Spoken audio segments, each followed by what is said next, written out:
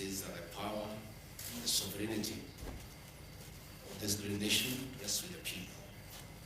And Parliament, that is the National Assembly and the Senate, enjoy delegated authority from the people. It is therefore very important that the people who elected me as Deputy President get my response of the very outrageous accusations against the Deputy President that have no basis, that is sheer propaganda, that is a scheme to hold me out of office because of other political considerations, and has nothing to do with violation of the Constitution. It has nothing to do with gross misconduct, and it has absolutely nothing to do with committing international or national crimes. The people of Kenya are therefore entitled by right to hear from their Deputy President what is his response to those outrageous allegations. Again, an attempt to do a public participation in a very short exercise that was done. My response was not part of what was presented to the people of Kenya. The people of Kenya were being asked to give their views as to whether the Deputy President should be impeached from office, and the accusations were attached, but in a highly legalistic language beyond the comprehension of many Kenyans. But the response of the Deputy President was not there to enable them make an informed decision by listening to the charges against him and listening to his response. Because the rules of natural justice demand that no man should be condemned unheard. My lawyers will be vigorously challenging that public participation as a nullity, and that does not meet the threshold of public participation as expounded by the Supreme Court of Kenya during the celebrated case of Governor Peter Wabora. The motion alleges that 2 years since assuming office, Gachagua has acquired property and wealth whose estimated value is 5.2 billion, despite his known income by way of employment is 24 million. This is extremely outrageous. Honorable Mutuse goes ahead to give properties that he alleges are owned by one Rigathi Gachagua. I trust he was just given a document to sign. Had he taken some bit of time to do some research, he would not embarrass himself and the National Assembly. James Derito Gachagua was the governor of Nyeri and died in London on the 24th of February, 2017, and yours truly, Rigathi Gachagua, was by his bedside. Prior to his death, 3 or 4 weeks before, in privacy, he wrote his will and appointed Rigathi Gachagua as an executor of that will, jointly with Mwai Mathenge, his close-time buddy, who is a quantities affair, and celebrated lawyer Njoroge Regeru. The three of us were tasked to manage his estate. In the will, you'll be given a copy. He did put his properties and assets and cash and anything that he owned in this world. And among the things that he did put was the Olive Garden Hotel, Vipingo Beach Resort, the Queen's Gate apartment, and Langata high-rise flats.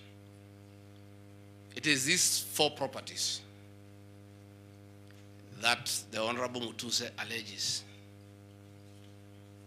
in the National Assembly that Rigathi Gachagua has acquired them after becoming Deputy President in 2022 when Derito Gachagua died in 2017. It is the most embarrassing allegation a member of parliament can table before the National Assembly. Those properties were constructed and were in operation when the late Gachagua was alive. I take this opportunity to ask for forgiveness to my late brother, James Gachagua, that today, as your younger brother defends himself, he'll defile your privacy by distributing your will that you wrote in privacy. That your properties that you worked so hard for many years to benefit your wives and children are now a subject of discussion and are alleged to be proceeds of corruption. How unfair, how cruel can you be to a dead man? A man who worked so hard, a man who gave his life for his family, to buy plots, to construct property, and leave them in his death for his children and his brothers and sisters. And then you go to the floor of the House and allege that those properties are production of corruption. My dear brother, rest in peace and forgive me for having joined politics. Because were it not for politics, you would not suffer this shame. Your children are crestfallen as they see their properties being splashed in newspapers as proceeds of crime. The Olive Garden Hotel that is alleged to have been bought by Gachagua belongs to the estate of the late James Gachagua. And in his will, he directed that we sell all his properties and divide the proceeds among his brothers, sisters, wives, and children. We, as the executors of his estate, and I want to pay tribute to lawyer Joroge Regero and Mwai Madenge for their commitment and sacrifice to the Gachagua family. Many executors who have been given properties to run by deceased people end up misusing them and depriving the beneficiaries. These two great men and myself, because my brother knew I'm an honest man and a fair person, and he knew his family would never suffer in my hands. We were able to sell Olive Garden Hotel at 412 million and distributed the proceeds to the beneficiaries as directed in his will. We registered his will in the High Court of Kenya and were given the probate. And my late brother, in his wisdom, left Rigathi Gachagua 5% of his wealth. I was therefore able to get 20 million shillings from this sale. That is money that is in my account, that again I'm told they are proceeds of crime. He left my mother 5% of his wealth, another 20 million shillings. And since my mother is dead, my late brother, because he trusted me, had put in his will that I hold my mother's shares in trust. So that is another 20 million shillings in my account. Again,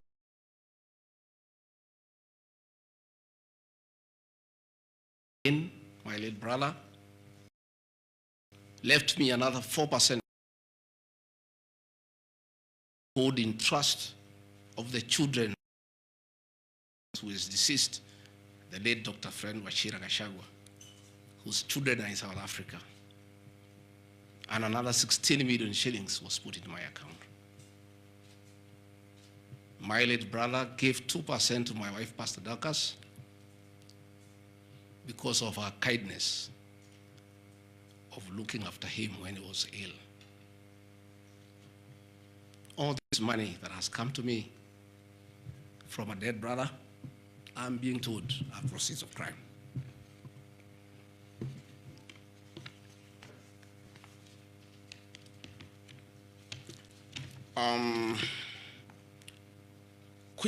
Queen's Gate Service Apartments, another property belonging to the late Gachagua, is another property that I'm told I've bought as when I'm deputy president. That is why I have 5.2 billion worth of money. And this property, again, we sold the Cooperative Bank of Kenya